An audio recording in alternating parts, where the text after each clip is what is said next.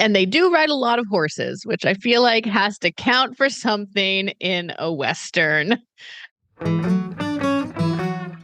Welcome to Keep It Fictional, a weekly podcast for book lovers by book lovers. Build your to-be-read list with Sadie, Liz, Virginia, Fiona, and Corrine from the Port Moody Public Library. Warning, this podcast contains strong opinions and may cause an increase in your library holds list.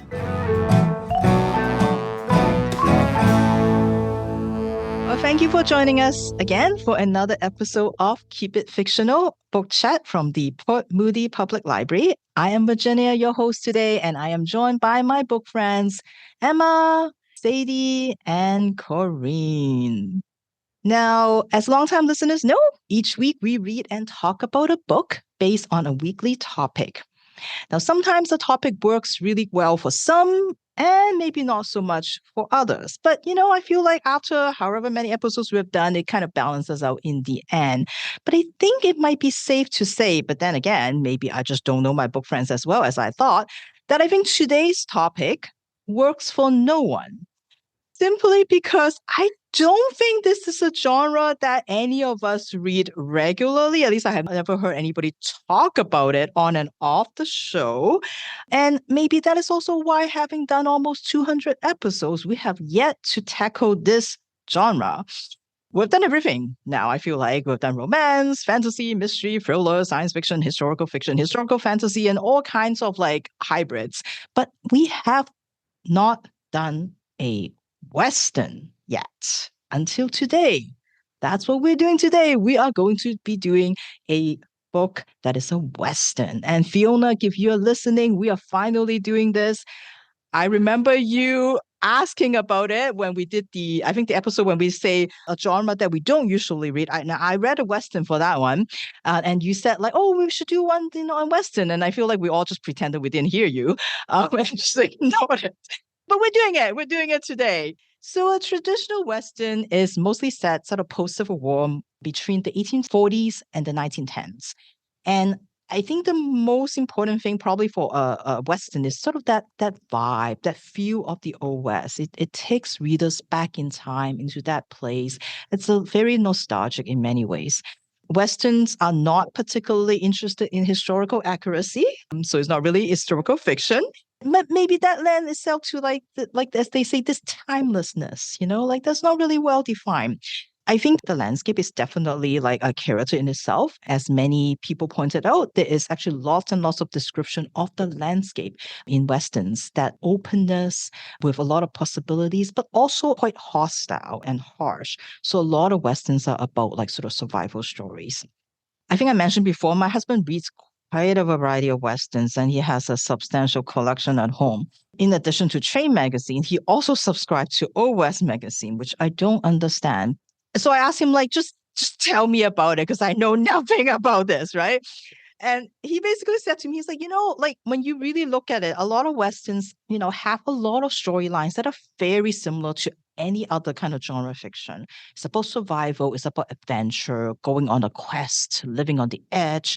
You got this hero, this idealized hero who's bringing justice to the town. A lot of times it's a coming of age story. It's also a story of loners. They're outlaws, but they have that morals in them. And it's interesting, as he pointed out, a lot of what we associate with Westerns, or when we think about Westerns, especially the dialogue, those kind of howdy partner kind of dialogue, they don't exist in actual Western books. Those are kind of more influenced by movies, Western movies that we are familiar with, that we kind of imagine that's how they sound like. But if you actually read a real Western, they don't exist. They don't talk like that. They just talk like regular people, like all of us. But I think this is a way to evoke that sense that, we are now in the Western, by using those kind of tropes and using those kind of dialogues. But no matter what it is, there's no two ways about it. Westerns are about colonization. It's about that expansion, about sort of so-called the taming of the wild and bringing order to the lands that are not inhabited, which of course is definitely untrue and very, very problematic. Most of the Westerns are very, very much about the settlers, about their point of view, and in many cases very racist. many racist depictions of indigenous people, like you never see Black people in them. Like, it's just, they're like, when they're not demonizing the people that they're stealing the land from, as my husband pointed out, like, even if they're acknowledging that these people are just like, they're defending their home, the characters are also like, but I want the land anyway, so I'm just going to take it. So it's a very problematic. I think it, in some ways, maybe contributes to it being not as widely read as maybe other genres.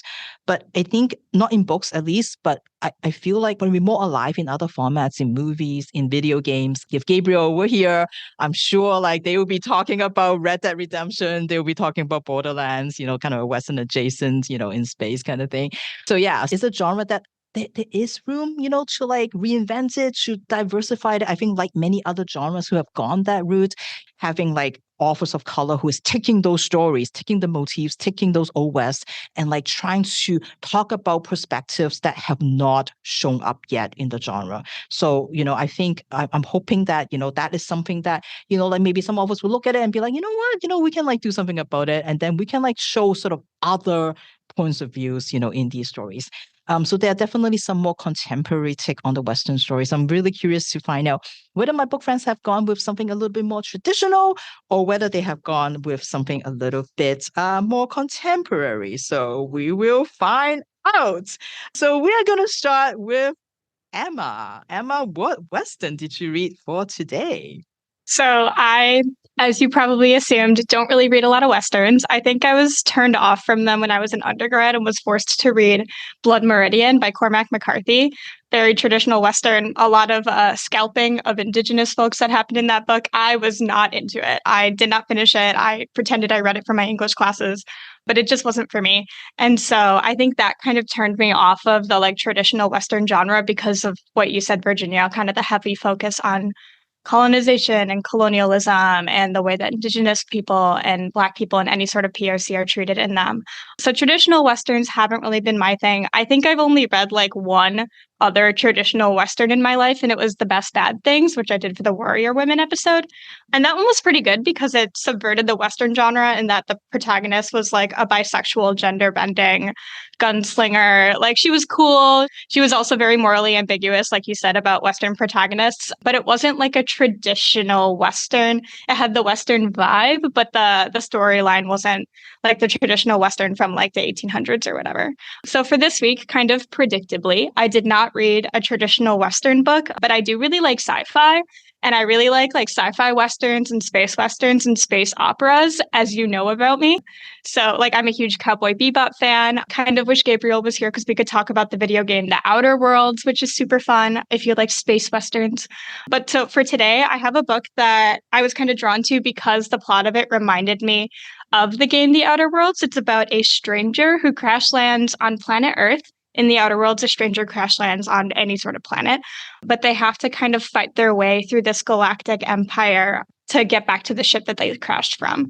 So the book I have this week is pretty similar plot-wise to that. It's a debut novel that takes place in the distant future, so definitely not a historical Western, where most of humanity has spread out to the reaches of the galaxy, leaving Earth very sparsely populated. So this book is Frontier by Grace Curtis. It's Curtis's debut novel. And it starts following a calamity that brought about by climate change. Earth has become a very hostile wasteland, and most of the human population has abandoned it to settle all across space in what's called the Central Galactic Empire. Those who chose to stay on Earth have now created a religion centered around worshiping Mother Earth as a god herself. They view the calamity as a result of human sin, as a punishment for not taking better care of the planet. And they consider the rest of humanity, those who chose to abandon Earth, sinners. And their technology that they then created in space is renounced, and it's called heretical. So in the Earth folks' eyes, in those people's eyes, this climate calamity that destroyed the planet was deserving. It was something that the human race brought upon themselves through their negligence, and they must suffer the consequences of it. So one day on planet Earth, a pair of scavengers living there they see a mysterious aircraft crash land onto the planet from the sky. They end up recruiting a local mechanic to drive them out to the crash site so they can scavenge the wreckage and claim their treasure from what crashed. At the site, however, the three wind up killing each other before they're even able to get the hatch of the craft open. They kind of metaphorically stab each other in the back so they can each claim the treasure for themselves. And characters like these three at the beginning are encountered all throughout the whole book. People on Earth are selfish, they're lawless people who will do whatever is in their power to survive in a wasteland, and who often end up dead because of it. So eventually, the hatch to the crash pod opens, and out pops a stranger from space, the first space visitor to the planet in 3 centuries. And she is immediately greeted by 3 fresh corpses outside of her escape pod.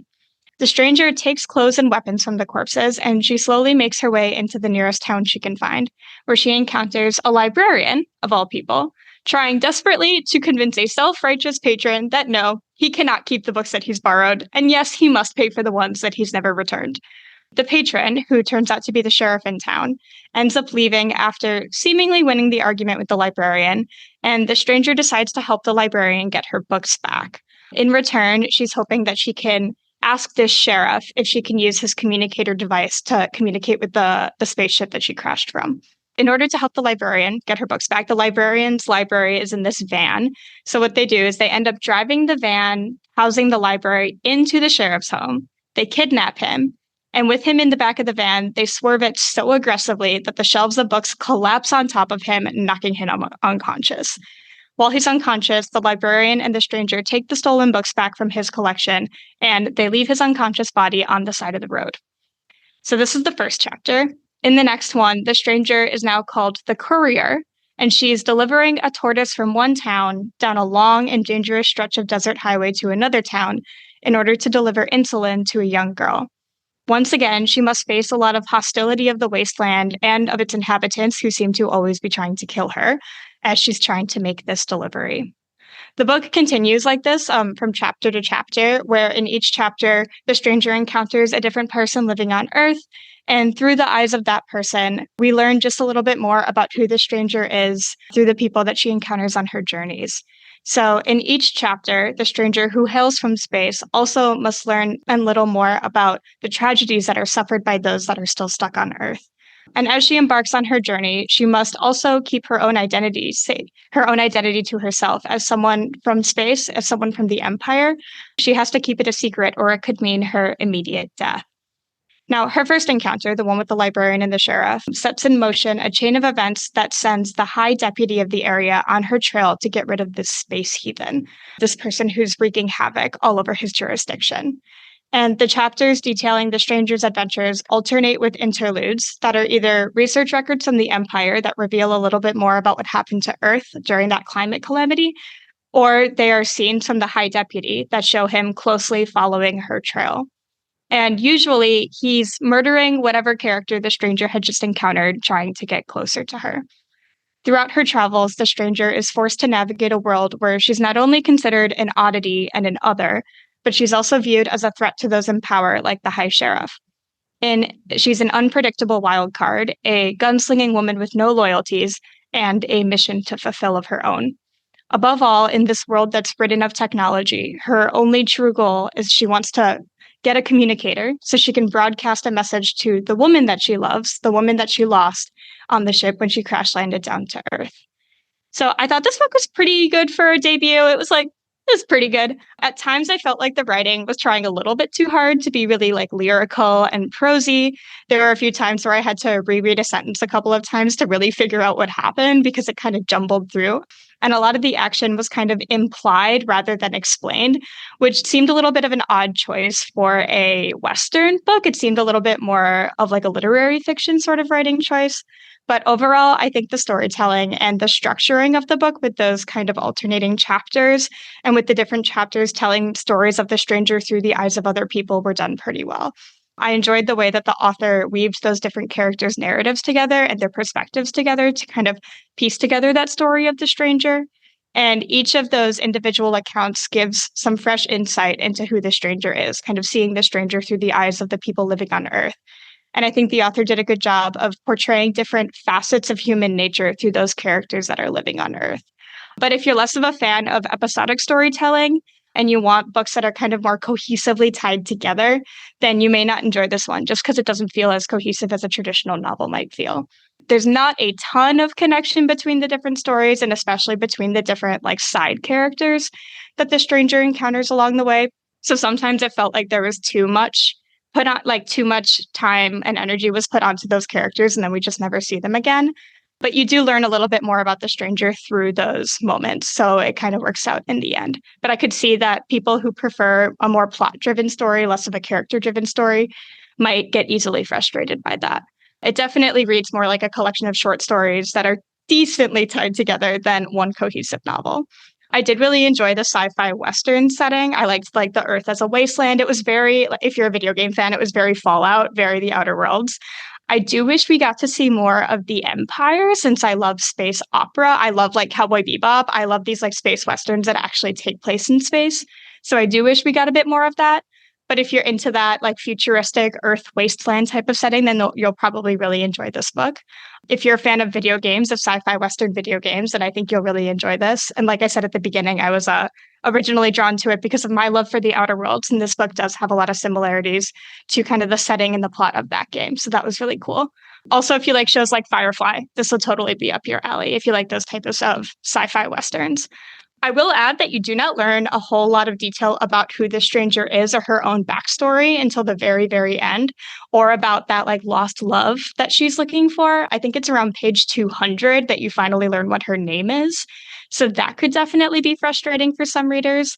But if you like a book with like some long sapphic pining where you really, really have to wait for that satisfaction, then this definitely works in that regard. And some of the moral tones can come off a little bit preachy at times, especially with there's a lot of religious zealotry kind of centering on that like Mother Earth religion that's created after the big climate change calamity. And some of the talks about climate change can be a little bit preachy as well. But overall, I thought Frontier was a really solid debut, and it would be great for readers who enjoy climate fiction, anyone who enjoys ecofeminism or sci-fi Westerns, and don't mind a little bit of sapphic pining or preachy optimism about saving the world. So that was Frontier by Grace Curtis. Thank you, Emma, for bringing us space western to the show today. I think that's one of the other things is the sort of those hybrids, western plus something else that has getting like quite popular. So thank you for bringing one of those. And it's interesting you mentioned Blood Meridian because that was originally my choice for today. And I started reading. I'm like, you know what? I don't really want to. I hated that book. I hated it so much. But you know, I do like his writing. I find his writing very interesting. His style has an interesting style, but I just don't want to in terms of subject matter and just like how grim it is. I just don't want to. So yeah, but eventually maybe I will try another one. Maybe we'll see. Mm-hmm. All right, Miss Corinne, do we have like a Western? Do we have a hybrid Western? What have you got for us? Well, when you think of Westerns, don't you think of cowboy romance? Maybe? Yeah. So I went the most literal direction in that it was late at night and I went on Libby and typed in cowboys, which is generally like, I don't get it. I really, really don't get it. And maybe it's just because like I grew up in Alberta and spent some time in like southern Alberta and I'm like, Although I did go to like a truly amazing cowboy poetry festival, which was one of the most wonderful days of my life. Oh yeah, it's everything that you imagine it to be. And if like that was the vibe, then sure, I totally understand. But as a like a romantic genre, I do not get it. But that's okay. So I went with like a modern Western, or a like modern reinterpretation of the Western genre, because like in some ways people have argued that like Louis L'Amour or whatever like that is like the equivalent to like the romance genre, and that is in some way wish fulfillment, or that you're kind of like exploring a life that could have been, or like an ideal life that's very like gendered. Oh boy. All right. Have any of you seen the movie Overboard? The like original 1987 movie. Okay. So it's about Goldie Hawn in like her heyday. And she's like this spoiled heiress who lives on a yacht, as you do. And she and her like kind of scummy husband. They kind of toddle into one of these very small towns and they want someone to, and I had to read the Wikipedia article because I watched this when I was a child, so I have very few memories of this bit. They ask him to renovate a closet for him, according to Wikipedia. Anyways, Kurt Russell is the widower. He's got 4 sons. His hair is fabulous as per usual. And he comes onto this boat and remodels their closet. And then because they're rich jerks, they refuse to pay him. And so he's all angry because he used good oak instead of cedar. Again, going off the Wikipedia article, weird detail. But anyways, he did a really good job and he wants to get paid because he's a widower. He's got 4 sons to take care of in this tiny little podunk town. But they kind of sent him packing because he's poor and they're rich. So Goldie is like, has an argument with her bad husband and falls over the edge of the water and loses her memory. She gets picked up by a garbage trawler and put into the psych ward of a hospital where her husband kind of takes one look and is like, actually, this is super convenient for me, so she can just stay here. But Kurt Russell reads about her story in the newspaper and is like, aha, this is how I will get revenge. So he goes to the hospital and convinces Goldie Hawn that she is his wife and then essentially kidnaps her to do labor at his house and take care of his 4 children. And he gaslights her into thinking that she is his wife. And essentially just has an indentured servant for a while, and then eventually romance ensues, I guess.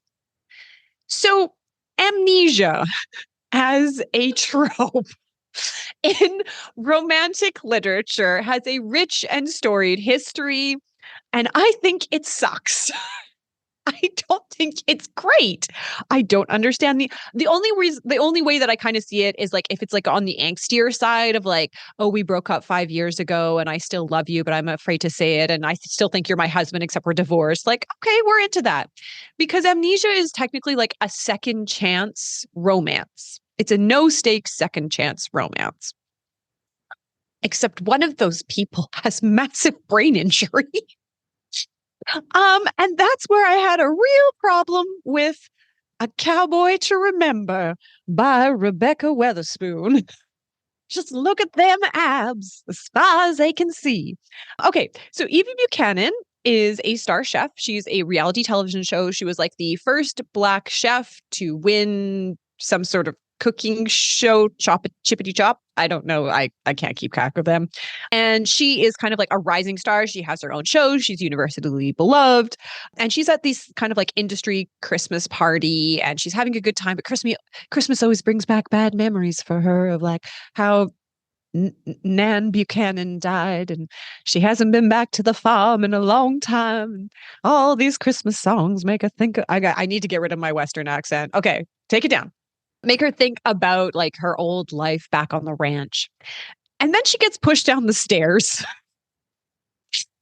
There's someone from the reality television show who lost out who just doesn't like her. So she just kind of like hucks her down the stairs.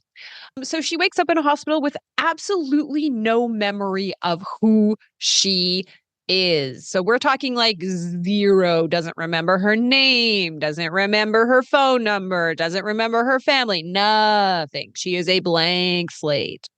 Into her room strolls Zach Pleasant and his brother Jess, and they're rodeo champions from the Pleasant Ranch in California. And they have come because Zach is her emergency contact, despite the fact that they have not talked or seen each other in 10 years. Yeah. So he has shown up because he drops everything. It's the middle of Christmas and he kind of abandons all that to come and take care of her. Her friends and assistant and makeup artist are also there. And they're like, you should take her.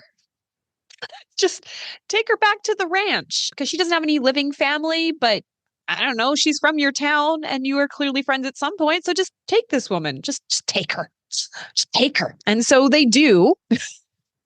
They just do. So yeah, they take her back to the very, very small town and they take her back to the ranch where his entire like extended family knows her and loves her and kind of concentrates on helping her kind of regain her cooking skills that she has lost and helps her kind of re-find herself I guess. Okay. I will be perfectly honest with my book friends and our listening audience in that I did not finish this book because I actively do not want these people to get together. I don't want this. I don't think they should. I think it's a really bad idea. So she like has dreams, which I think are supposed to be like flashbacks of when they were like teenagers. And like she had this massive crush on him and he was like, whatever. And then 10 years ago, like something really happened between them. And that after that, they never spoke again. Never, never, never. And he tells her this and she has no follow-up questions. Like, hey, like what happened 10 years ago that we never like, that we don't talk anymore at all, like not even Christmas or anything like that. She has no questions. He is attempting to woo someone with, again, a massive brain injury that does not remember anything about her life. And in the past 10 years, she has become this massively successful celebrity chef. And you live in this tiny town on your ranch. All of her friends are monsters because they're like, you should definitely have sex with him. And I'm like, oh, no, you should not. He is essentially a stranger and you are recovering from a massive brain injury. She has to relearn how to cook. She has to relearn she doesn't know who her family is. She looks at pictures and she's like, who are these people? Now is not the time for makeouts. Now is the time to heal. And yet, every time she looks at him, I guess she feels something and he's like, the spark is still there and you're super hot. So let's make out. Yeah. So I disagreed. I don't think they should make out. There are some good parts about the book. Rebekah Weatherspoon is a really good author. I think this is just a trope that I do not love. The parts where she's relearning how to cook and kind of relearning cooking and kind of like inspired by Miss Leona, who is kind of like her mentor or like grandma figure who was this Oscar-winning Black actress who kind of like broke through the ceiling for that. Like there are some really interesting characters and her kind of connecting with her culture through cooking and food. And especially the brother Jess, who asks a lot of questions and is like, Zach, she has a massive brain injury and you treated her very poorly. Maybe you shouldn't be making out with him. And they're like, those are the people that I liked. The romance I did not. Yeah.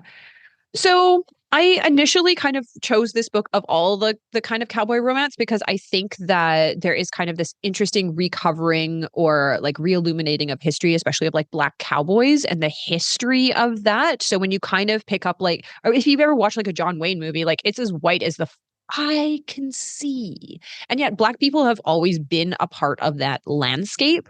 And in fact, like if we think about modern day ranching, modern day cowboys, kind of like all the aesthetics of that culture, a lot of that is coming from Black culture itself. And so I really kind of enjoy, and that's what I think what romance novels kind of do really well is they kind of reclaim that history, reclaim those stories. But I think like I would have been perhaps better served by books that were checked out at the time that I was looking at 9:00 last night for a book, specifically like Compton Cowboys, Black Heroes of the Wild West. There's a fantastic children's picture book biography, Bad News for Outlaws, Bass Reeves, the first Black U.S. Marshal. If you're interested in kind of like exploring that, I believe Fiona also talked about one of the graphic novels for that. I think that that's a really interesting, as Virginia kind of mentioned, that's a really interesting look at the Western experience and the Western aesthetics. And perhaps like if I had wanted the characters to get together, I could have explored a little bit more and maybe they kind of touch on that stuff. But I really think that they should give each other some distance and focus on healing for at least a year and then maybe have some discussions about like what happened 10 years ago in the power time and I was there and that their romance is never going to work because she lives in the big city and he's tied to the ranch and it's never, ever, ever going to work. Anyways, I'll give you an update next time as to whether I actually finished it or not.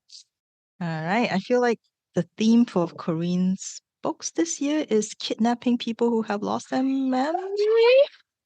Just happens 2 weeks in a row, right? Okay. I think that's your theme. Memory loss and kidnapping. And also, just so that everyone knows, if you want to earn Corinne's respect, remember your follow-up questions. Ask questions. That's what Corinne appreciates. Also makes me think, is that actually what happens to Kurt Russell and Goldie Hawn? Because they're together, right? Like not in real world. Not in the real world. I know, but I'm just kind of thinking like, hey, you don't know whether they fell in love on the set of that movie or whether they were already together. Like his hair is fabulous. I want to know the timeline. Yeah. Also, I think they have a son that plays hockey in Richmond or something like that. They're actually local. Anyway, whatever. Okay, all right, enough about Rizzo and Goldie Hawn. Let's get to our existential question. So this is kind of like a selfish question because it's been so darn hot these days. I feel like I'm just melting in the house and I feel like I'm just wasting my life away because I cannot do anything. I cannot get myself together and not even reading. So it makes me kind of think about like, would love to get some suggestions, I guess, from my book friends. And it's like, whether you're like just too hot and you can't read or if you're in sort of a reading slump, like how do you get out of it? What are your suggestions and advice? What works for you to get out of a reading slump if you have ever had one of those? You go back to one of the authors that I love. There's like certain authors that will put out books kind of every year that I'm not always able to get to kind of in a normal reading time. And so I find that if I'm in a slump, then I'll go back to one of those and that will just kind of refresh me because it's familiar. I can usually get through them really quickly. And it just kind of brings me back to a place where I'm excited about reading again. But I agree, Virginia, it is too hot to do anything. When after we put Evie down for the night, I literally just sit on the couch and stare at my phone while we have Jeopardy playing in the background for like an hour and a half. And then I go into my air conditioned bedroom and then I can read. Once the air conditioning is on, then I can read. But yeah, it's too hot to do anything. You're not a reread though, right, Sadie? Because you don't reread, right? Yeah, okay. So you'll be reading like a new book or like, yeah. Yeah, kind of like the series that I know that there's going to be a new one every single year, but I don't always kind of get to the new one. Then I'll keep those in a stash on the side for when I need something quick. I need something comforting. I need something to just kind of get me back into reading.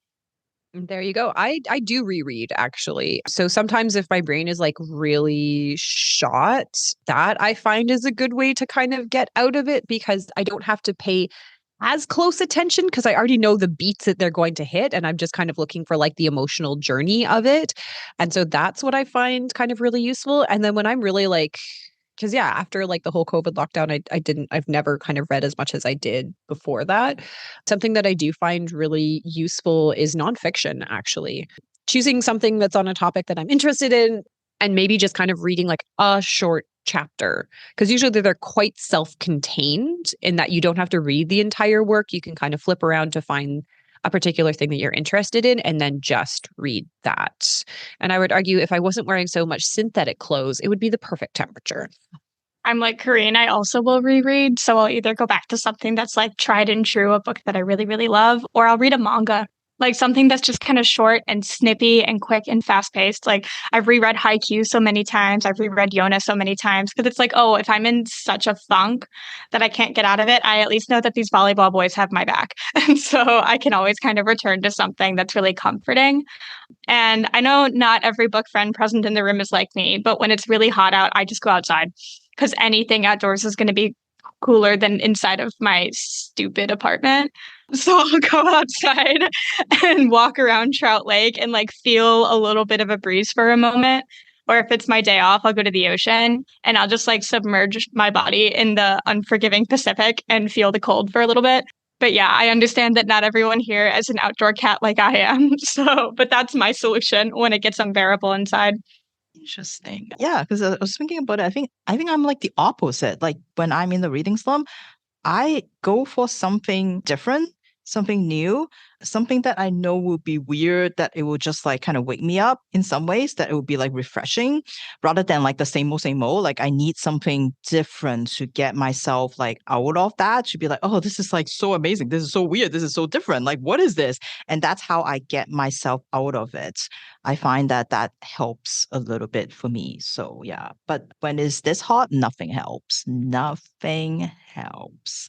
Anyway, and also like I'm like weird that I have to have a hot drink. So like I don't drink anything cold. So that despite how hot it is, I'm like drinking like this boiling hot coffee just because I need a hot drink. So that doesn't help because it just gets hotter and hotter.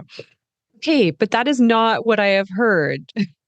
So all of my students who are from like Iran are like, oh, no. You have to drink really hot drinks because then you sweat more and it cools you down. That is what they swear by, and like their temperatures are a lot more extreme than ours. So I'm inclined to believe. I've heard the same thing, that drinking something hot is good when it's really, really hot outside. There's something about like the heat being internal makes it feel cooler on the exterior or something. I don't know the science behind it, but that is what I've heard. I second what Corinne said. Have you actually tried it? Because it doesn't work.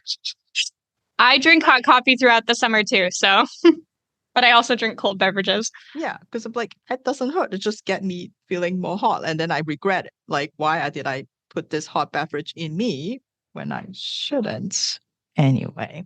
All right. Well, thank you for those ideas to get people out of a reading slump or get somehow out of the heat or into the heat. I don't know. So I'm going to go next. And I think in the second half of this episode, we have maybe a little bit more different kinds of Westerns to offer you. When I got the topic, I was immediately kind of going to go with a Weird West book, so Weird West, like a mashup between like either a horror Western, fantasy Western, or science fiction Western, because I feel like, okay, well, that's comforting because I know that those was going to be anchored by some of my favorite genres. So I should be okay with those. I had also read quite a few. When I first got into reading urban fantasy, of course, that kind of like led me to, when I was looking up books, led me to like sort of the Weird West stuff. And I think the first book that I read was probably The Blood Riders by Michael somebody. And it was about like, like a kind of a marshal being hired to like go against some vampires that have been terrorizing the land kind of thing. So yeah, so that was kind of where my introduction to Western is. And I quite enjoy Weird West books, but I didn't pick one of those today because I feel like if I'm going to make all my book friends read a Western, I kind of should stick with a traditional Western and like just not take the easy way out. Also, when my husband finds out that like we're doing a Western episode, he was quite excited and he has like this stack of books to like, oh, you should try these. And I feel obligated to like read one of them. Because if there's any episode where I will actually take a suggestion, it's probably this one. So I feel like, okay, I guess I should read one of those. So I went with more of a classic, more kind of, I would say it probably considered canon, of the genre, but not just in Western, but also kind of like considered to be like the great American novel kind of thing. Published in 1968. This is my first experience with this particular story, but I think most people will probably be familiar with this story through the two movie adaptations, and the recent one featuring Matt Damon, which I think is one of Sadie's favorite, maybe? I don't know. You talk about him being the reason why you watched the Bourne movie, so I don't know if that's a thing. But I've never seen any of the movies, so this is a completely new story to me. And this is the story of Maddie Ross of Yale County. Maddie Ross was 14 years old when her father, Frank Ross, was killed by a man named Tom Chaney, a drifter that her family has kindly taken and gave him a job. Her father and Chaney went to Fort Smith to buy some horses, and Chaney got into some fight in a bar, and when her father tried to intervene, Chaney killed him. Not only that, he stole the $100 that was left after buying the horses, took Judy, her father's horse, and 2 gold coins that her father always carries with him. Rumor has it that Chaney is hiding out. He's thrown himself in with some outlaws led by a guy named Lucky Nat Pepper. Lucky Nat Pepper earned his name Lucky because bullets never seem to hit him. Now Chaney has joined his gang. Maddie is set on getting justice for her father, and she is going to find Chaney. She went first to Fort Smith to settle her father's affairs because her mother has to take care of her other kids. And that's all she's supposed to do there. She's just supposed to get those settled and go home right afterwards. But Maddie wants to find Chaney, wants to get revenge. So she decided she's going to stick around and try to find him and drag him back so that justice can be served. But Maddie is not stupid. Maddie is not reckless. She is well aware that she's only 14 and that she will need some help. So she asks around, trying to find who is the best marshal for this job. She wants to hire someone to help her out. And people have lots of suggestions. They describe all kinds of different famous marshals that they think would fit the job. And they're like, they have different recommendations for her. And after listening to all the descriptions, she's like, so where can I find this Rooster guy?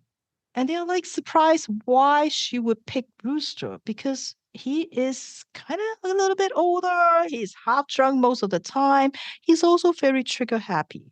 It's not really the person you want, not a reliable person like some of the other marshals. But Maddie thinks that he is exactly the person that she needs. Someone who is tough, someone who is willing to bend the law a little bit, someone who is not interested in just being nice and going by what the law says, someone that might have a little bit of a reputation for violence, and that might just be the guy that she needs. So she go and find Rooster and offer him $100. Of course, not all at once. You're gonna get some now and then all of it when the job is done. And after they agree on the price, Maddie was like, okay, so when do we leave?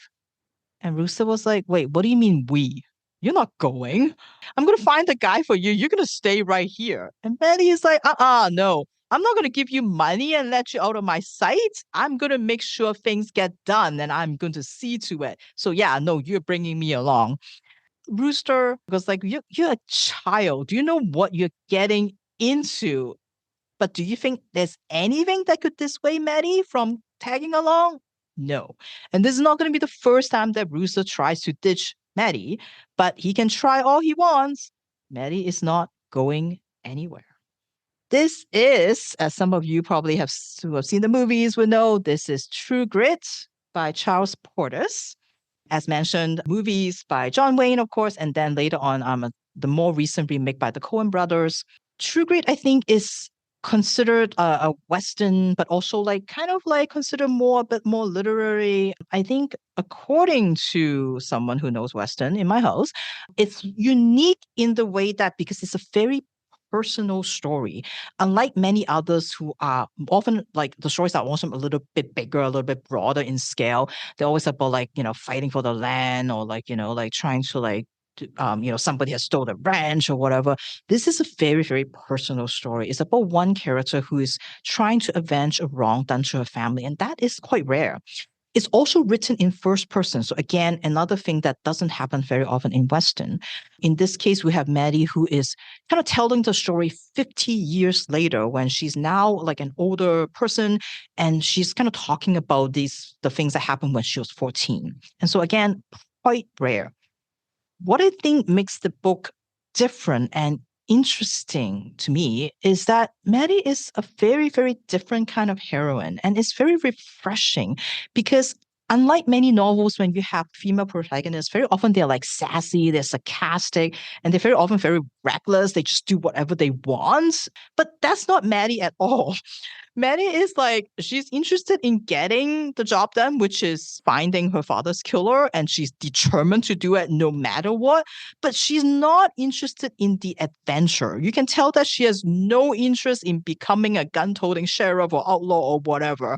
Right? That's not what she wants. And often when you're in a story, a character might start out this way, reluctantly, they go on to this adventure. And then as the story progresses, it changes them. Did this adventure change Maddie? No, not at all. 50 years later, she's still this religious church goer that has absolutely no interest in this. This is just a thing that happened in the past. She got it done. She finds Cheney, and that's all. That's it. She's not interested in anything else, which I find quite interesting as a character. And as she was telling the story, you can tell there's definitely a lot of actions in it. There's shootings, there's gunfights, but everything is told in such a matter-of-fact way. She's not interested, she's not excited. There's no romanticizing any of these tropes. It's just things that just happen. It has to happen because she needs to find her father's killer. That's all it is. And so there's a lot of lines that she said, for example, eventually they were joined not just by Rooster, but also by this other Texas Ranger, LaBeef. That's the Matt Damon character in the movie. And LaBeef has spent 4 months tracking Cheney down for a different crime, right? And so reluctantly, they join forces because they realize that, okay, well, maybe they can help each other out, even though they don't like each other, especially Rooster and LaBeef. And they always try to like find a ways to ditch Maddie because like, again, she's a kid, like they don't really want her around. But there's so many points when like the two of them are discussing things or they're arguing about what to do next, or they're trying to like put all these lumps of cornbread and they're like throwing it out and to see who can like be a better shot. Like there's pages and pages of these dialogue and actions that where like Maddie is there, but like she has no line, she's not there because you just think this is so stupid. Like this is like, what are you people doing? Like she's like absolutely no interest in it at all. Like so you can just tell like without saying anything, you can just see her disdain of all this like stuff that these two guys are doing. When asked like, oh, like, do you want a drink? And she's like, no, why would I put a thief in my mouth to steal my brains? Like that's like how she thinks. So she's like really quite an interesting character that just knows what she wants and she's going to get it. And that's all. In the beginning, when she was trying to settle her father's affairs and she was dealing with the guy who sold her father the horses and she wanted to sell them back because she doesn't need them anymore, she just keeps saying like, well, but I have this lawyer, like I have this lawyer who like, who is going to come and get you. So like, are you sure you don't want to pay me now? Because I'm going to get this lawyer to go after you. So it's just such a weird thing to see, I guess. And throughout the thing, she's all about like getting those papers signed and then making sure that you have a record of what the other people promises. So a very, very different kind of like protagonist than I think what we imagine a Western to be, like very action, even though there's action driven, but it's a very different in that way. My copy, and I think this was released when the second movie came out, and it has an afterword by Tawna Tart, author, of course, of The Secret History and also The Goldfinch. And apparently her whole family, generations of her family, love this book, and they just pass it on from the great grandmother to her, and get her to read it and they just love it so much. Do I understand the love for this book? I don't know whether I do or not. People just love it. And I don't know if I get it or not, but I do have to say that it was an interesting read, again, because of Maddie mostly. It's not overtly like saying that like all these things are silly, but like you can just tell, you can just feel her thinking like, oh, these men around me, like what are they doing? Just go and get the guy, and that's all she cares about. So yeah, so quite an interesting read. So yeah, so if you're looking for a Western that might be like, I think a good introduction to the genre, something very short, like it's a very easy read. Like it was like the texts are very straightforward. The prose, everything just kind of goes along, and it's fairly short, like about under 250 pages. But yeah, like quite a fast read, I think. And if you want to see kind of like, but also read like kind of consider should be one of the classics in the genre, then you can check out True Grit by Charles Portis. All right, we're going to go to our next book, which I was asking Sadie. I'm like, because I was going to say, oh, if Sadie has like another hybrid, then maybe we will do Sadie first and I'll end one with the Western. But Sadie said that she also has one that is a little bit more traditional. So what is your book, Sadie? All right. And I realize so my book is a gold rush story. So I think of it as more Western adjacent than kind of traditionally Western. And it does have a very hint of fantasy. And I realized that after I said that, Virginia, but it's not, I forgot because it doesn't come into the book all that much. And hearing you talk about what an actual traditional Western is, this one definitely has a lot of those themes in it. It is set during that time, it's set in 1849, so it's set during the time period. It's more of a historical one. I would say that it does follow, I think, a bit more actual historical accuracy than maybe some other Westerns do. But again, I don't know a ton about the Gold Rush, so maybe it also does not. I would have to look into it. And they do ride a lot of horses, which I feel like has to count for something in a Western. So this is Walk on Earth, a Stranger by Rae Carson, and is billed as a young adult fantasy historical fiction, but also Western. So it's set in 1849 in Georgia, and it's in the middle of the gold rush craze. Leah, or Lee as she's most commonly known, is out hunting for food for her family. She spies a deer and fires her gun. But the deer is spooked by something else a split second before her shot goes off and runs, meaning that she does hit it, but she only clips it. But her family really needs the meat. Her dad is sick, her mom's not able to go out and hunt, and so this is up to her. She reloads and shoots again, this time bringing the deer down. However, it's not the deer that has her attention now. It's the buzzing in her head, in her entire body. The buzzing that tells her that gold is close by. Her mother calls this her witchy powers, and no one really knows where it came from. But Lee has always been able to sense gold, which, as you can imagine, is rather useful in a town that once had quite a lot of it. However, if anyone were to find out what Lee could do, she would never, ever be safe. And so only her and her parents know about her talent. She hasn't even told her very best friend, Jefferson. So one day, as Lee is coming home from school, she hears 2 gunshots coming from the direction of her own house. She keeps riding her horse Peony, only thinking that someone is probably out hunting. She silently wishes them luck. However, when she comes into the clearing in front of her house to see an abandoned man's boot, she starts to get worried. When she realizes that it's her father's boot, she starts to run. She finds her father's body lying across the steps of their house with a bullet hole in his forehead. Shocked and devastated, she starts to look for her mother, vaguely remembering that she did hear 2 shots. She finds her mother leaning against the barn, a shot in her stomach, but still able to warn Lee to run. However, Lee doesn't run. Not really, not in the way that her mother meant. In a daze, she does run to Jefferson's house to get help, but this is her home. And despite her parents not being there, it's still her home.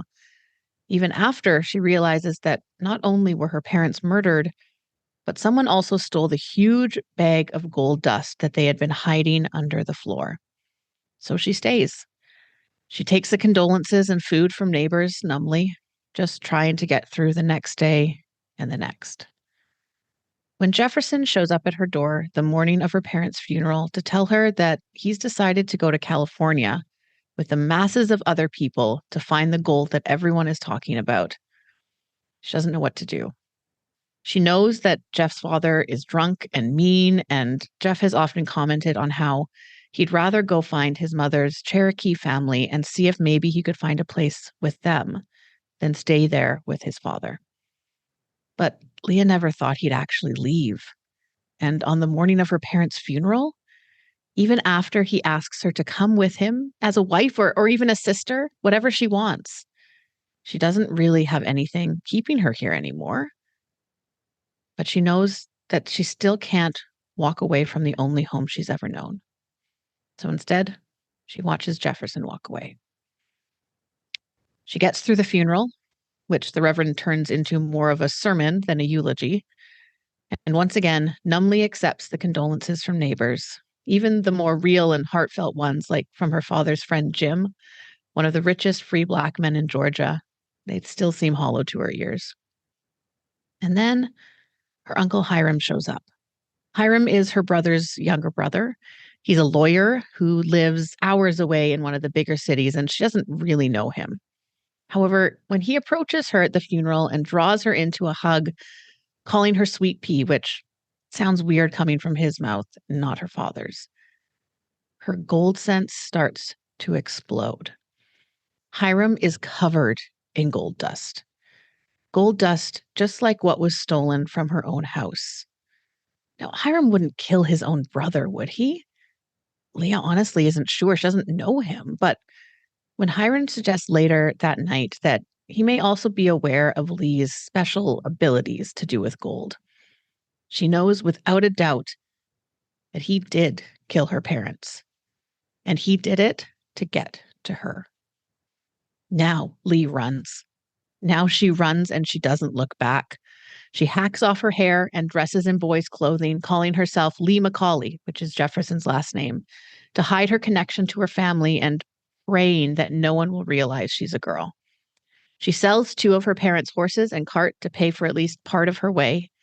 She's planning on following Jefferson to California. He said that he'd wait for her in Independence, Missouri, in case she changed her mind. And Lee is determined to make it to him before he leaves. They can go to California together, and with her magical gold sense, they will be rich. That is, if her uncle doesn't find her first. However, the road is not safe. Even as someone who can use a gun quite well, Lee knows that she's at a disadvantage, even disguised as a boy. And she soon finds herself robbed and almost killed. But she is strong-willed and she is determined, and she manages to talk her way into a job on the crew of a flatboat, carrying a well-off family down the river on their way to California. The work isn't easy, but Lee manages okay, and finally, exhausted, makes it to independence. However, Jefferson is nowhere to be found, leaving Lee on her own once again and trying to figure out what to do next. So as I said, this is definitely more Western adjacent, but it does have kind of the feeling and the nostalgia of that time period and of the genre, I think. Its main focus is the Gold Rush story, and it definitely calls to mind a fun computer game from the 1970s that I used to play quite a bit, where you would more often than not die of dysentery before ever reaching Oregon. But that didn't stop us from trying. Always assign one of your characters to be a doctor. That is the only way that you are going to make it through the Oregon Trail. It even includes a bison hunt in the book, which I was quite good at in the game. I always was able to shoot those bison. Yeah. As I said, the fantasy elements of the book seem a bit unnecessary. And I think that's why, it doesn't really read as a fantasy. I think that her gold sense, it helps her out a few times. And it's kind of, I guess, the reason that her parents were killed. So it kind of starts the adventure, but it doesn't play a very strong role in the story. The story is more focused on kind of her journey to California. And the second half of the book kind of follows the caravan that's actually traveling from Independence to California.